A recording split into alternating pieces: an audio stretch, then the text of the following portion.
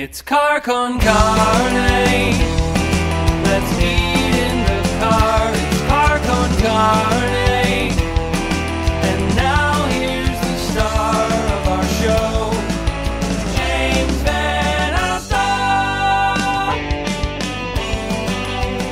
Car con carne, recording backstage, literally right behind the stage at Taste of Randolph 2024.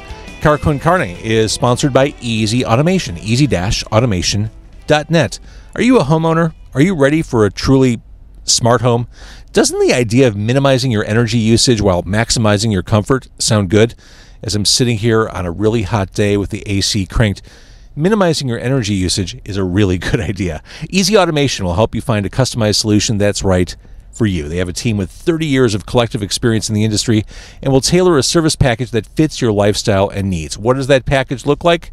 You got to talk to my guy Dan. Give him a call directly at 630-730-3728. Dan will give you a no-hassle, no-strings quote so you can learn how easy turning your home into a smart home can be. easy-automation.net. Tickets for the 2024 Ravinia Festival summer schedule are available now at ravinia.org. So much goodness coming up. The Beach Boys, Elvis Costello with Daryl Hall, ZZ Top, how.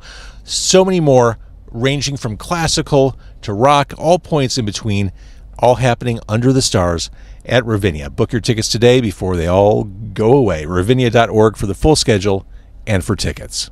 This is Car con Carne. It's a Q101 podcast. I'm James Van Alstyne, and if you're watching on Facebook or YouTube, to my right, he is Scott Lucas of Local H. In fact, if you're listening, he is also on my right. You just can't see it.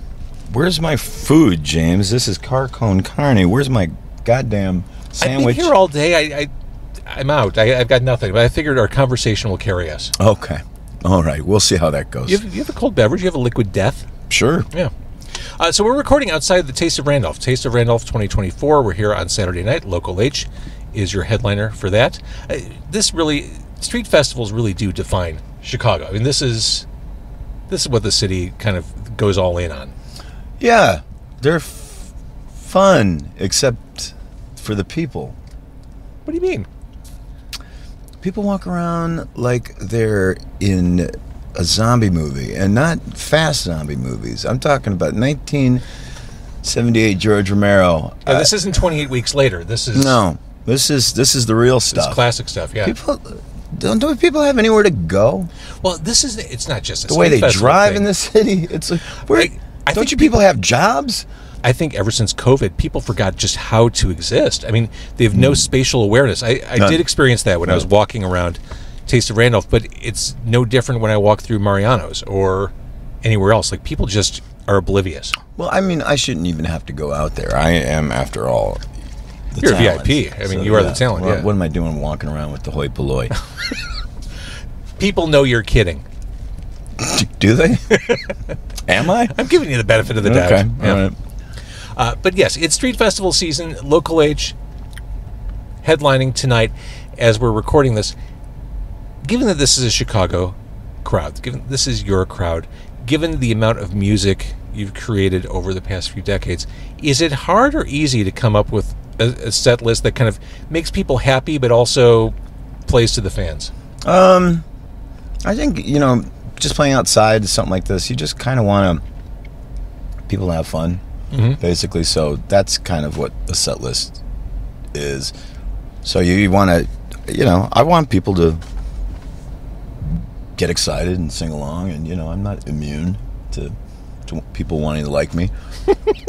It's not like, we're putting out a reissue of PJ Souls, but we don't really have anything else to sell, so we can play whatever the hell we want at this point, so it is what it is. It's gonna be lots of hits, James, all the hits. I was walking through here. I got here around 12:30, and I realized how loud that sound system was, and the first thought I had was, oh my God, Local H is going to absolutely level this neighborhood. Yeah, these are not really. I've walked around. There's a lot of really fancy, good-looking people. They're not my crew. I felt like a monster walking through here. I had the same exact thought. Like, I'm hideous. Don't look at me. Yeah, these people aren't. There's going to be a lot of people who are not going to be into this. You'd be surprised. I would be surprised. All right, you mentioned Whatever Happened to PJ Souls. It's being re-released. We will get that later this year, and I want to do an interview, like a revisitation of that album. I want to go track by track on that because of all your stuff. I feel like that one especially has a special place with your fans. Yeah, I mean, it does with me too. I mean, I really like that record, and you know, it's a good headphone record. But I mean, we dived into that thing, and you know, a year disappeared just like trying to get tones on that thing. So we went all out. PJ Souls, I mean, we'll get into this down the road, but really one of my first movie crushes. Yeah. One of my first Hollywood crushes. Stripes in particular. Yeah, you know what? I just saw a movie with her the other day, Old Boyfriends. Don't know it. Playing on the Criterion Channel, and I thought I'd seen everything she was in, and boom, she pops up in this.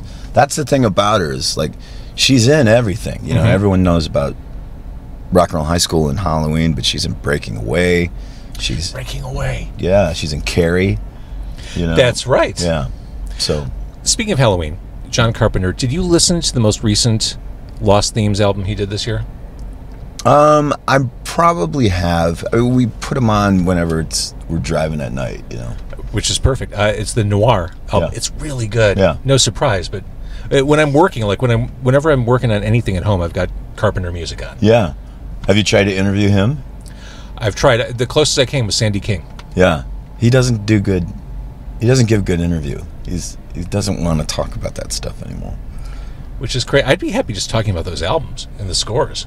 Yeah, he'll probably talk about a new record, but I don't think I've heard him before, and it's I felt bad for. I don't usually feel bad for interviewers, but he was bad. Thinking about you've done so many interviews throughout your career. You host the Lifers podcast. How much experience or observation did you take with you into doing this podcast, which you've been doing for a while now? You're doing a fantastic job with it, but from what you experience on the other end of the mic, how much does that inform what you do as a host? It hasn't prepared me for anything, honestly. You know, I'm really bad at it, and you know, I disagree. I disagree. Well, like, you know, like when I go to ask a question, I'm just like, fucking ask the question. You know, like somebody like you know how to do it, and I'm not. I don't have that talent that you have. So it's one of those things that there hasn't been any interview that's prepared me to do it. I think that's the beauty of this medium, is you don't need to have question, answer. It can be a little meandering, but it also can be just natural. Yeah. You have that freedom. You don't have a boss. True. No bosses. But, you know, once again, you know, I don't want people to be bored when they listen to it, you know. But I also, you're right. I mean, we'll talk about whatever we want, and I think it works, and whatever. I think I've got 25 more episodes in me. We'll see how it goes. I think the biggest challenge for you, same as for any podcaster, is sharing the load, the responsibility with other people. You hosted with Ben and Gabe. I think it's hard to have like consensus, democratic approaches to that type of content. Yeah, well, I mean, I couldn't do it without those guys. I mean, it's like, it's perfect, like, for whatever reason, and I don't know if I knew it was going to be, but I mean, I knew Gabe would be great at it, but like, you know, what Ben brings to it, it's just, everybody's personality is so different. But you know, sometimes I really enjoy listening to us talk. I'm like, oh, these guys sound like. Well, that's just funny. it. It's not forced, and that's the secret. It has to be natural. You have to be authentic. And you've known these guys. I mean, you've known Gabe since the womb. Yeah, right. But I mean, I haven't known Ben that long, and we just got really lucky. It just really works. And you know, everybody has their quirks that they bring to it, and it cracks me up. So you're having fun. That's the secret to it. Yeah, I do enjoy doing the show with them. I look forward to it. I mean, the biggest pain in the ass is I got to get a guest for the show in 2 days. You know, that is the hardest thing in the world. Crazy. I've said, once I make $1 million on Car Con Carne, the first thing I do is hire someone to book for me. Right. Yeah. Forget monetization and all that. If you can just handle the calendar and the outreach, that'd be great. Yeah. And see, I'd imagine you'd have an easier time because you know a lot of these people personally. Yeah, but some of you'd be surprised at people that you thought were your friends, and then they got no problem jerking you around, and it's like, answer me, can you do this? You said you'd do it. Nah, I'm not going to do it. So, yeah, I've been ghosted a few times. Oh yeah, you have too? Oh yeah, like a couple of weeks ago. I feel like I wouldn't want to be on your shit list. I feel bad for those people. No, those people don't care. They're not afraid of me. But you're having fun. Again, the podcast is Lifers. The most recent full-length new music release we had from you was Lifers. Mm-hmm. I'm assuming, I know you're always writing and creating and stuff. Where are you at with new music? No, I'm working on this, trying to get this movie out, and I can't really concentrate on anything else. Well, let's talk about the movie. It's called Lifers. Jesus Christ. Yeah, see, I got it. You understand branding. This is great marketing. Yeah, right. What am I going to do when I have to come up with a real title? Well, I've got a lot of great titles. But I want to hear about the movie, because we haven't talked about this. It's kind of like a cross between Song Remains the Same and Slacker, Richard Linklater's Slacker. So it's kind of a concert movie, but there are actors in it, and there are people playing themselves, and so it's just. Do we get a Ryan Harding version of Moby Dick? No, we don't. No, we don't. Because I can't afford Moby Dick. That's right. I can't even afford the songs that are in it. But yeah, it's you get to see it, like people are walking around and having fights or talking to each other, going outside to smoke. It's all that kind of stuff. So it's not all one take, but if it's all in real time. So if somebody is outside, you can hear the music, but that it's not going to cut back and forth. That part of the song is over, like if you were going to a real concert. So everybody had to have their part and do it, and we went through the whole thing and went through the script, and I told people where they had to be and where the camera had to be, and we went through that, the camera placement and all that stuff 3 times, and I was like, I got to get ready for the show now. So you guys are on your own. So in that way, I directed it, but I wasn't there. I had to also be on stage. So when it came time to edit it, I was like, we had to make certain choices that I didn't think I was going to make, and it made it better. But it was interesting. It was, and if we didn't get a shot, there was one shot that we didn't get.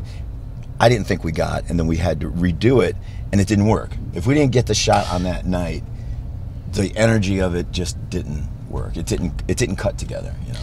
Did working on this kick the door open? Did it make you want to just do a lot more of movie stuff? Yeah, I'd love to. I'd love to do something that I'm not in. And it was like I bought this computer, a new computer with Final Cut in it, so I was going to edit the whole movie, and I did. And then once I edited it, once I finished the edit, my partner Felix, he goes, "Yeah, nobody uses Final Cut. Everybody uses Premiere." I was like, what? Why didn't you tell me that? And so I had to re-edit the movie again. Oh, God. I had to teach myself Premiere, and so. Which isn't easy. No. I mean, it wasn't easy learning Final Cut. I was going to say, neither of those movie programs are terribly easy just to jump right in. Like, you need to jump on YouTube for some tutorials, or like. Oh yeah. I've Googled tons of stuff. Yeah, I had to do some crying. There was a whole lot of crying involved. But knowing your passion for film, like I could see this being a gateway to you. I mean, the idea of you directing a movie, scoring a movie, does that appeal to you? Yeah, all that stuff does appeal to me. I did some scoring, and I really enjoyed it. And I really enjoyed directing, and I really enjoyed the editing process. I really loved it. Were you how involved were you with Local H videos in years prior? Sort of involved, like really interested in what the concept of each video was going to be, and I'd work with the director, but I not I never really meddled behind the camera or anything like that. Like each video has a Martin Scorsese shot in it that I made them do, and I've made like 4 or 5 videos with Phil Harder, and you know, he goes, okay, so what's the Martin Scorsese shot going to be? I was like, well, this one, or you know, or That's have him amazing. fall, have the I don't think I knew this fall. about your Yeah. videos. That's amazing. Yeah, each one has one shot. What's the best Scorsese movie? It's Raging Bull. It's the best movie. It's an amazing piece of work. I grew up on King of Comedy. That was always my dark horse. Like It's great movie. just the whole demented talk show. Yeah. Love that movie. Yeah, it's great. Never, like, you know, I think you could talk about a 70s work and it is terrific, but 80s Scorsese is really great, and for a long time was really underrated. After Hours. After Hours is terrific. I mean, I like Color of Money. You know? I do too. Yeah, it's terrific. Paul Newman. I mean, come on. Fucking Paul Newman. And that was filmed. Parts of that were filmed in Chicago. That's right. Like on Fullerton. G-Man, yeah, or Gingerman. That's yeah. right. Yeah. All right, we're outside. Taste of Randolph. You are performing tonight. Let's do this again when the re-release of PJ Souls comes out, Okay, and we'll go. I had no agenda for you. I just figured we'd do a little catch up sure. today, and we'll talk more music stuff next time you come on. Okay, we can do that. We don't even need a reason. We don't even need a reason. There you go. That's right. All right, Scott Lucas of Local H. Thank you. Always a delight to see you. Delight to see you. How was your sandwich? It was okay. Okay. It was the best kind of sandwich. It was a free sandwich. Free sandwich. Free sandwich, yeah. Those are always the most delicious. Yeah. It has a certain, Oh, yeah. I don't know what to it. It does. All right. Thank you, Scott. All right.